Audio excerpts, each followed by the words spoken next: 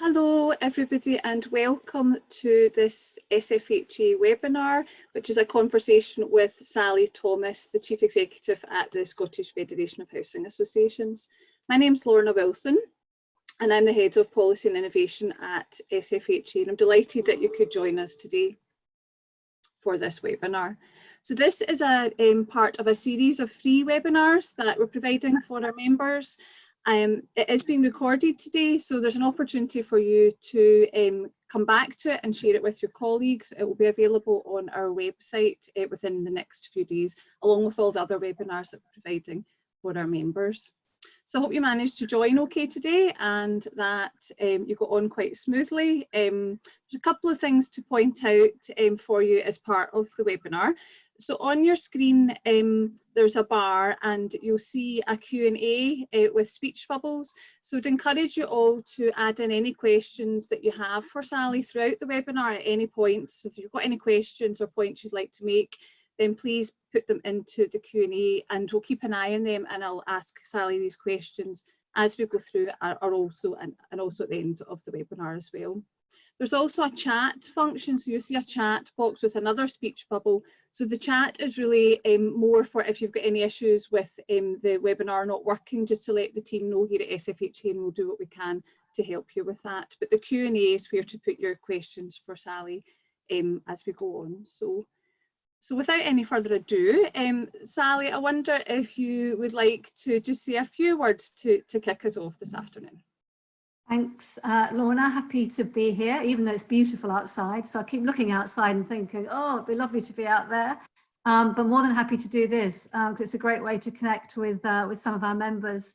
Yeah, I just wanted to kick off really by reflecting on the fact that more than anything, this is a human crisis. And although, you know, I'm here to speak as a business leader and a kind of sector leader, I suppose, in terms of SFHA, I think it's really about humanity and about people that is at the forefront of our mind at the moment. And it's deeply personal for all of us. My mother is in a care home in Peterborough, and I have 3 children who live in London separately. I have a niece who's had the virus, friends who've had it, and some of our SFHA colleagues have had it. We think without testing, we don't know conclusively. And it's the same for all our members, for tenants, communities, stakeholders, partners. And I just wanted to kind of really reflect that up front, but also to say as part of that, how amazing I think our members have been in the way they've responded to the crisis, not only responded, but adapted, had to change literally overnight to keep doing the work they do in a different way. And keep those tenants, the people they house, strong and look after them as best they can. So I just thought it was important to say that up front and to kind of contextualize what I'm going to say in that kind of framing. Brilliant, thanks, Sally. And I suppose it'd be good for you now to kind of maybe just give us an overview of what you think are the big strategic issues for the housing sector. What are the big issues and how are we responding to those issues? Okay, so I've been thinking quite a lot recently about where we've come from, where we started from in March, where we are now and where we're going. And even in the few weeks that have passed, so much has changed. So I think for the first 3 weeks of lockdown, the first lockdown period, I look back on that and call it controlled chaos. It was under control, just about, but it was really chaotic for SFHA, for the sector, for all of us in our personal lives. And we've come through that. And I think kind of where we are now is in the second phase of lockdown, which is coming to an end shortly, is probably what I describe as a bit more settled, a bit more even, a bit more measured, but now starting to look to the future. The issues for our members some have stayed the same, some have changed over that time. So we started off, it was very much about, well, what does service delivery look like in this new environment? What do essential services look like? Who are our key workers? Furloughing, what do we do with our staff? How can we keep them safe and well? Some of those issues have continued and we're still working with them. So keeping people safe and well is still first and foremost at the front of our minds and will continue to be. The issues that have now come to the forefront are really around PPE. So particularly in non-healthcare settings, in terms of frontline housing activity, how can we protect staff with PPE on a long-term and qualitative basis. Universal credit and social security is hugely important this current time, and again will continue to be. So is the universal credit system working to best effect? I think the humanitarian effort, if I can call it that, is probably the other critical one that's come to the fore. So initially in that controlled chaos period, members were just doing what they could to support their communities, extending their social purpose activity. That's now translated into really kind of humanitarian effort on the ground, which is huge, and is becoming more coherent and cohesive. I think there's more to do there to make sure we're all adding value where we can and not just duplicating and replicating. I suppose I'd pick those out as being some of the key issues that we've seen, that we've been working with and that we're dealing with now. Great, thanks Sally. And given the diversity of SFHA's membership, different kinds of organisations all over the country, it's obviously really important that we are responding to all of our members' needs. So can you tell us a little bit about how the team have managed that and responded to members' needs over the last few weeks? I mean, I think, ironically in some ways, but obviously in others, we're now closer to our members than we've ever been. And I think that that's maybe true for all of us personally and in terms of our friends and family. We need that connection. We need that relationship more than ever. So I think that's helped us understand what our members want. And the key element in that has been listening. Our members know better than anybody what they need and want at any particular time. And so listening to what they want and learning from it, and then acting, putting in place what they need has been really the key to it all in terms of how we can support members. And we've tried to create some channels to do that, like the online forum that we've got for members to talk and discuss and get ideas from each other. The regular calls that you have, I have, that we all have with our members, from chief executive to middle management and frontline level, and using the mechanisms that we already had, but extending those and amplifying them to really find out what people need. Great. And how do you want to share with people how you feel the SFHA team are doing, and what have we introduced internally that might be of interest or use for our members? Yeah. So my priorities have always been twofold, as well as my family. It's been members, and it's been my colleagues, the team, the people who work for SFHA, and those have always been at the forefront of my mind. So at SFHA, we already had some quite good systems for working together and keeping staff involved, but they weren't enough. They absolutely weren't enough, and it very soon became clear that we had to do a lot more. So again, we've created online ways of working together more closely. We were having 3 times a week staff meetings, ramping up one-to-ones and just informal check-ins.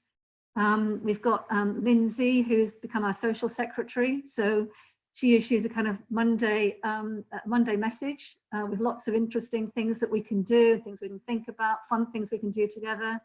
There's been getting together social occasions after work, happy hour we do once a week, and we're doing randomized coffee trials where names are put into a hat, 2 names are picked out, and those 2 people have a cup of coffee together online.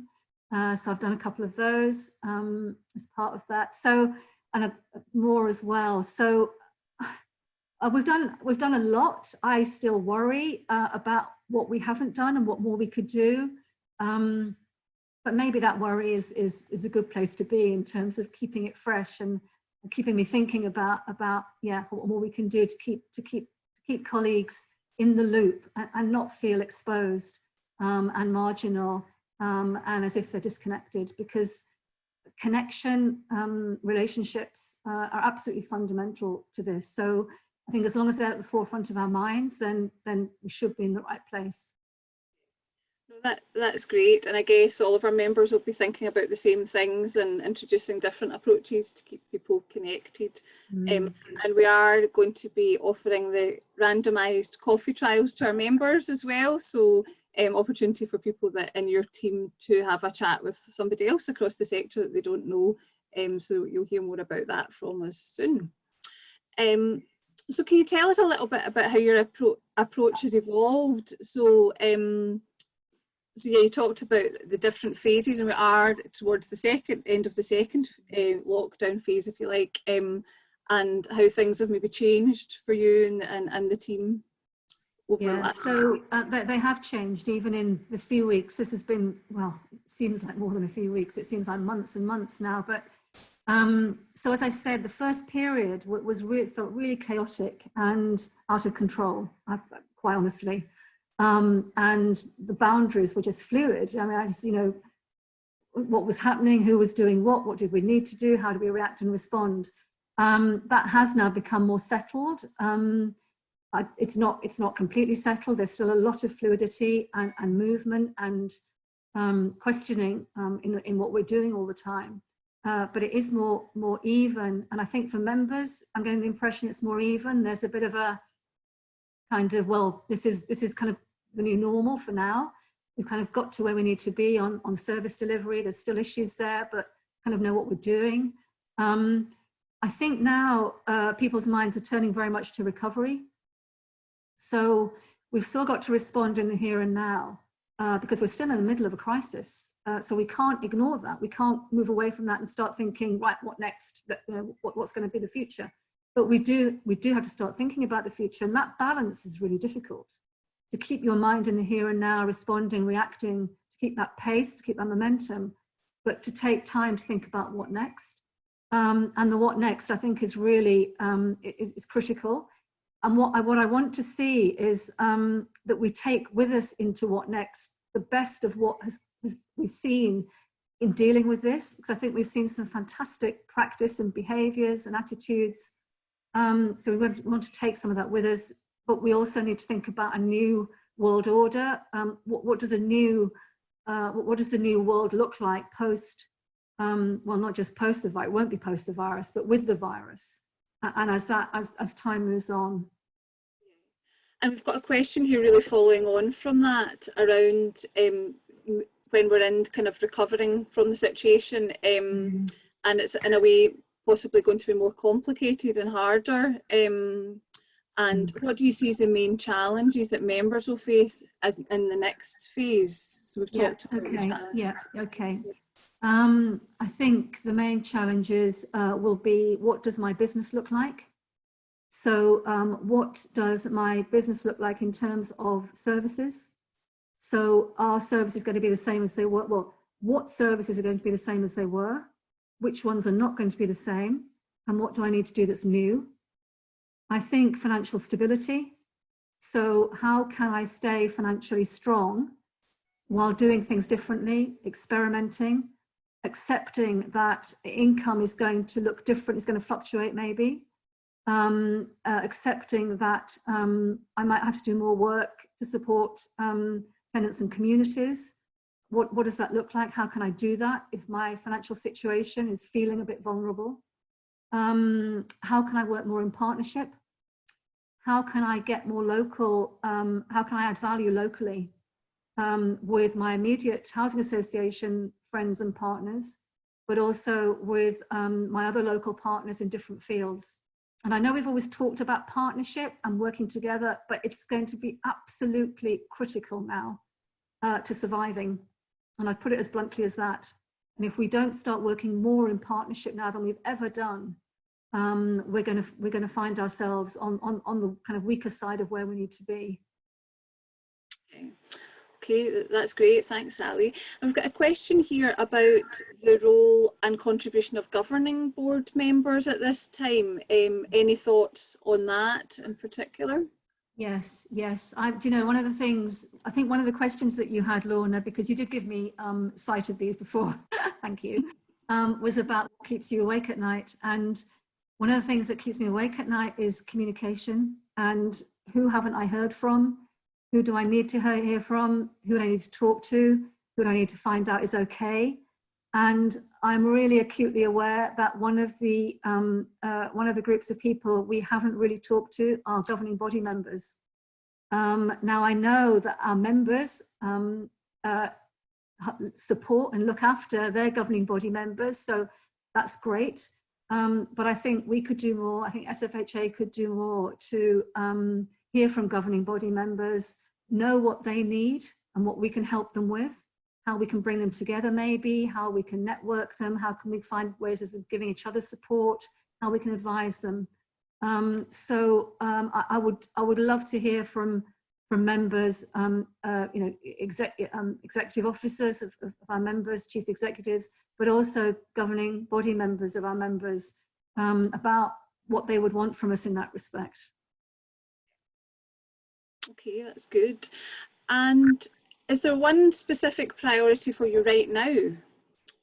Would you say one thing you can identify as a top priority? I suppose the communication thing is absolutely critical.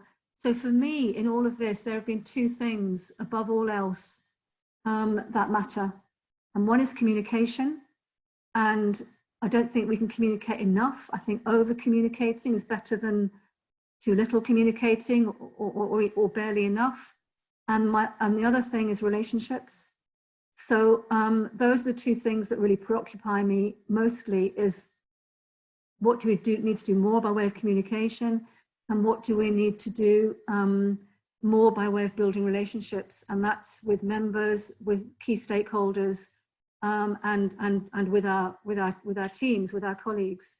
I suppose in terms of issues, it would be two things. It would be in the now, it's maintaining the health and safety of our members and their staff, particularly the frontline workers and tenants and communities.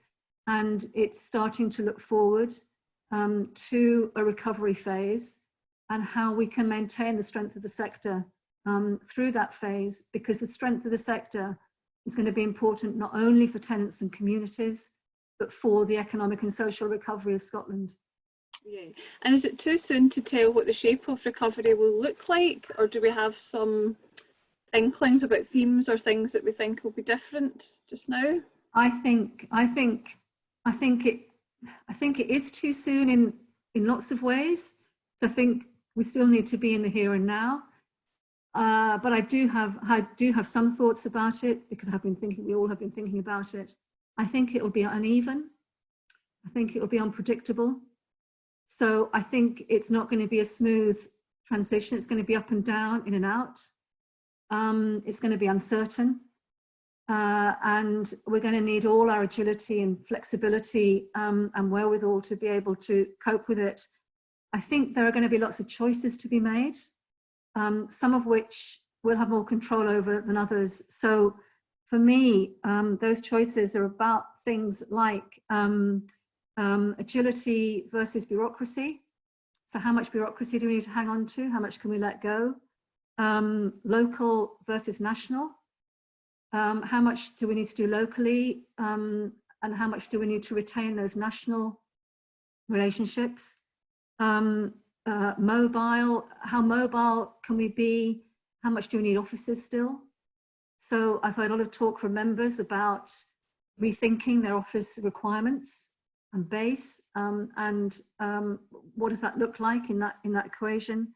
I think there's going to be a really big challenge around how much digital engagement and working we keep going as against personal interaction, because what this experience has taught me is that digital working is fantastic. It's amazing. and we're all going to be doing more of it, absolutely, definitely. But we're not going to do that at the expense of wanting to engage personally with people. And what does that balance look like? Is that 60-40? Is that 50-50? Is that 30? I don't know. I don't know. But there's a balance there to be struck. I think there's going to be a balance between family and work. So how much more family time will all of us want or need, particularly in the recovery period, as against work time? I think valuing the elderly we've got to get better at, we've got to take that on in a way we've never done before. I'm absolutely appalled and distressed at the care home situation on a personal level, because my mother's in a care home, but generally I just think we've failed older people. And I think equality, you know, no one left behind, building back better, those phrases that we've heard, making sure that as a society we recognise in a way that we've never done before, maybe thought we've had to or we should do, but we just haven't, the importance of equality and fairness in our populations, and making sure we do as much as we can to promote and you know, promote that and get to a point where it's real and not just not just kind of, you know, what we say and talk about. And what do you see as the role of the social housing sector, and I suppose helping all of that to happen and driving the regeneration of the economy, but also a fairer society in terms of the things that you just talked about? The role of the social housing sector is critical. It's absolutely up there centrally to economic and social recovery. I don't know, the people who were around after the 2008-2009 crash will remember that it was social housing that got us out of the property crash. It was social housing that led the recovery and gave confidence back to the private sector and the financial markets and government to step in behind and put the money in and get back on site. And that's going to be the same. That is going to be the same. The market is not going to come back quickly. And the market's going to be hesitant, unconfident. It's not going to want to take risks in the same way that we can and will want to. So social housing providers are going to be central, absolutely central in that recovery. They're going to be central because of the social purpose aspects of what they do. So the kind of social recovery, the new social settlement that I think we need to talk about, again, I think will be led by housing associations, the third sector, the charitable sector, the public sector. It will not be led by the private sector. The private sector will have a role, and the private sector is important. But in terms of leadership, it will be led by housing associations and partners and others. For that reason, I've called on the government to set up a social and economic recovery task force, which is led by the public and RSL and charitable sectors in the same way. It's set one up already for the private sector. And I think we need both, if not more. But I cannot emphasize enough the extent to which social housing is going to be at the forefront of recovery and absolutely central to it. And you know, people will remember that, you know, one of the most recent reports before all of this happened was from the Joseph Rowntree Foundation, which demonstrated categorically that social housing is key to addressing poverty. And we're going to see poverty and inequality, the like of which we haven't seen previously coming out of this.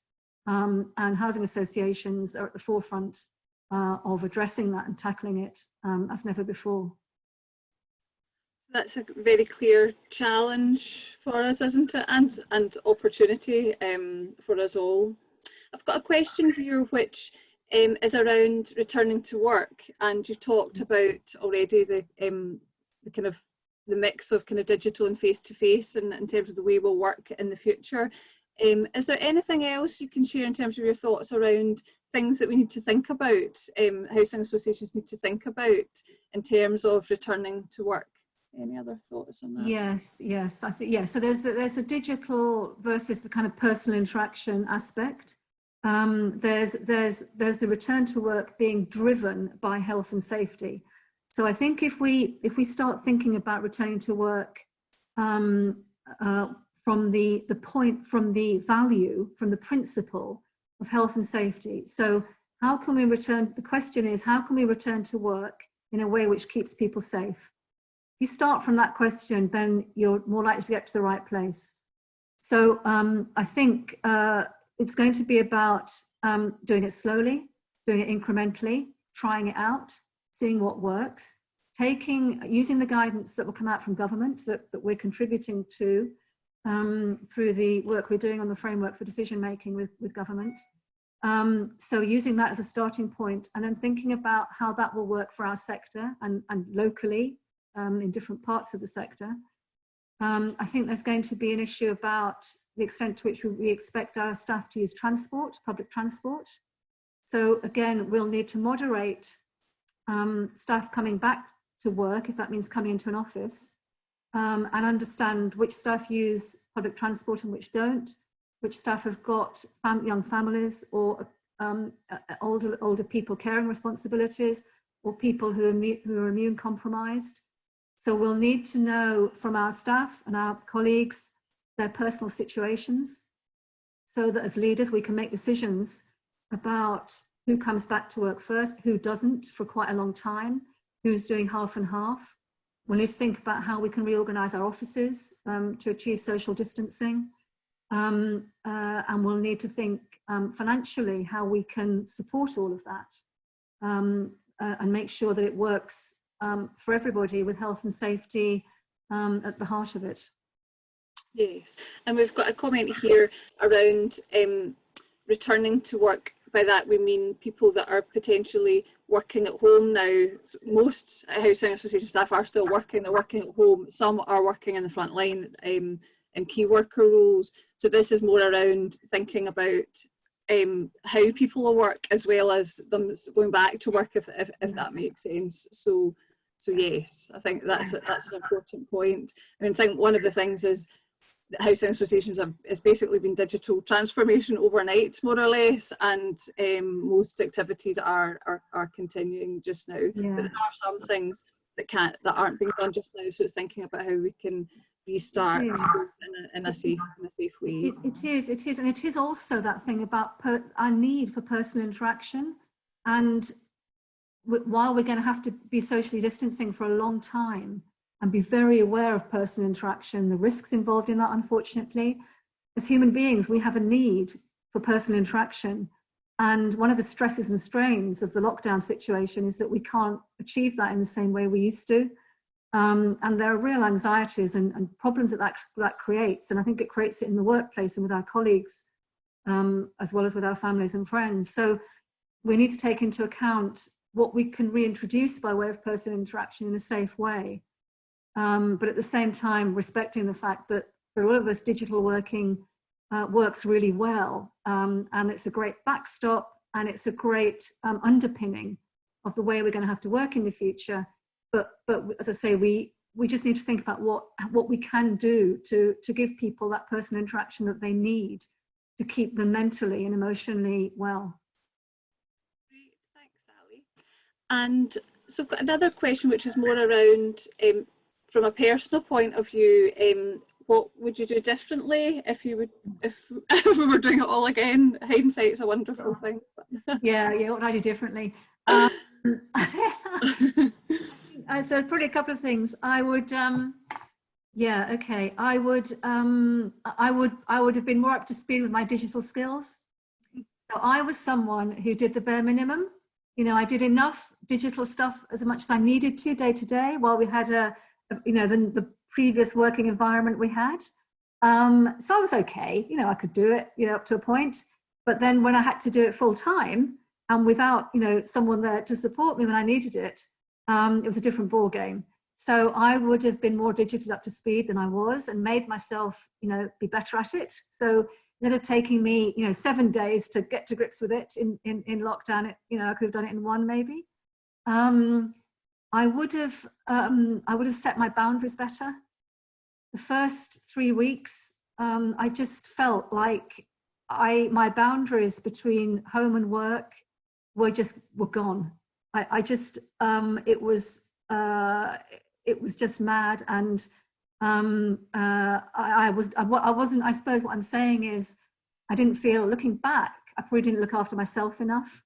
I was just like, I felt constantly 100% all the time. I had to be on it, and even though I was at home on it, as it were, my head was all about work and doing this and doing that, and because it all felt quite chaotic. There was very much a kind of imperative to respond and react and do, and it's not enough, it's never enough. And so I was just working all hours, and which was not good. That wasn't good. So I ended up feeling really kind of stressed and exhausted. So I think for me, that was a really key learning, to have boundaries for yourself and your own well-being, mentally and physically. Great. So unless if MD's got any questions, this is your last chance to get them up there, and we can ask them in the next couple of minutes just before we finish. But is there anything else you'd like to say, Sally, before we close? Oh, what did I make notes about? I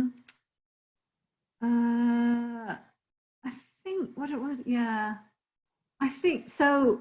Yeah, I suppose it has made me, I've become, especially in these last couple of weeks when I felt a bit more kind of on an even keel, it has made me feel kind of reignited, I suppose, some of my passion for the sector and what housing associations do.